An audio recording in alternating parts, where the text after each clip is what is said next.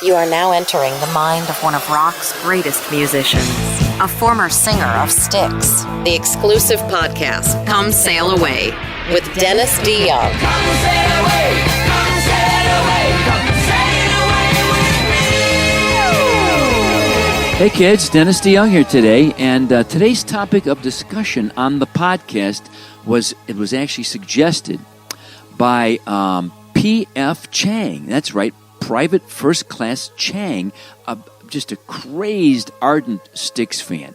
He contacted me and he said, I read something in an article about Styx getting back together for one last tour. Something that you had given, Dennis, on an interview. And I had to think back. I said, when did I do that? And sure enough, this fan, he sent me the link, not to the full article, but to, I guess, another web thing. Who knows with all these things that are flying around on the internet, where this person is quoting the article, which I guess was in a magazine called Rock Candy, and the writer Derek Oliver, who has written extensively about Styx. He's quite knowledgeable on the matter. And it was Rock Candy was the original interview. I gave a second one to Candy Crush, but it was terrible. I wouldn't even bother reading it. And in this interview, I think just offhandedly, in a very long conversation, because Derek asks very, very probing questions, I just said it would be great if the band did get back together, not permanently, but for one last tour. So all the people who in the last 18 years have never been able to see us all on one stage would have that opportunity. We could call it, the Grand Poobah Tour, and we all get these really funny hats and play really loud and maybe buy new satin pants. Who knows? But it would be good for this reason. Lots of reasons. One is the fan base.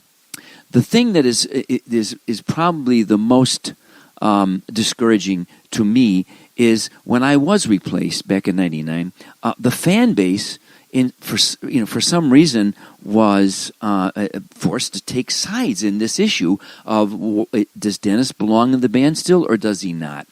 And over the years, I've read all kinds of things. I see it in different kinds of posts through social media, things on my Facebook, things on YouTube, where people. The fan base, this wonderful fan base that me and the guys in Styx nurtured and worked very hard to accumulate, have in some ways turned against each other. Not always, but in too many cases where they had to pick sides as to, is this the way this should be? Who do you like better over here? Tell me the truth. Do you like Mo or do you like Curly? I mean, I think it's ridiculous.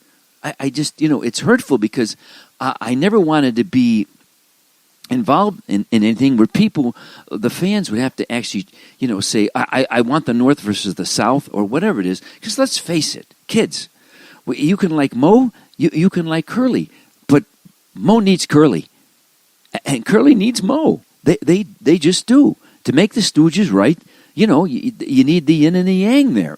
And that's really what Styx was the yin and the yang. And it had a beautiful yin and yang for a whole lot of years. So I know that I'm not trying to stir up trouble, honest to goodness. But after that that article kind of went for what for me is viral, which means like 5 people noticed it and started talking about it on the internet. I thought, did I say that? And I looked back and I read the article, and sure enough, I did. And I think I was thinking at the time, what would it really do? Well, hopefully it would heal the fan base. Hopefully it would heal the guys in the band, which would be sensational. But what else would it do?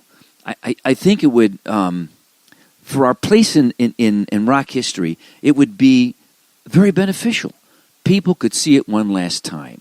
One last time they'd see it and they'd say, they could pass their own judgment and say, hey, was it worth all the hype? Or, God, I'm glad they did that. But they would have a chance to have an opinion on it. I think it also would help in the music business and for airplay and such, because all the songs would be performed by the guys who originally did them, and I think it would be terrific to see it. And those voices when they come together, they make magic. At least they made magic, in my opinion. And that would be good. Maybe it would even be beneficial for a chance for us to be in the Rock and Roll Hall of Fame. I don't know how they decide these things, but I don't think it would hurt. I think it would help. In fact, when I visited the Rock and Roll Hall of Fame recently on an invitation, I was treated so nicely, and they talked about how much the people who run the joint really like Styx. I was very surprised by it all. I know the people who vote sometimes can be a different group than the people who actually run the hall itself. But seriously, in the last number of years, I didn't think any number of the bands who have gotten in would ever get in, based on the history of the way where the whole thing was, how musicians were chosen. But so many of our peers, so many of them, have got in there. And I thought, hot diggity dog, maybe there's a chance for us, and maybe there would be a better chance if we were on that stage playing all that music as one. That cohesiveness would help. But really, when it comes right down to it, and it's not the money. Believe me, it's not the money, kids. I'll tell you the truth. I've done very well. No tag days for me. It's wonderful. Nobody's going to be standing on the corners, selling lollipops, for Dennis DeYoung and his family. You guys, particularly, have made that an impossibility by your support all these years. I do really well in the job I have now with Dennis DeYoung and the music of Styx, but I think it would be such a wonderful healing thing, especially for the fan base.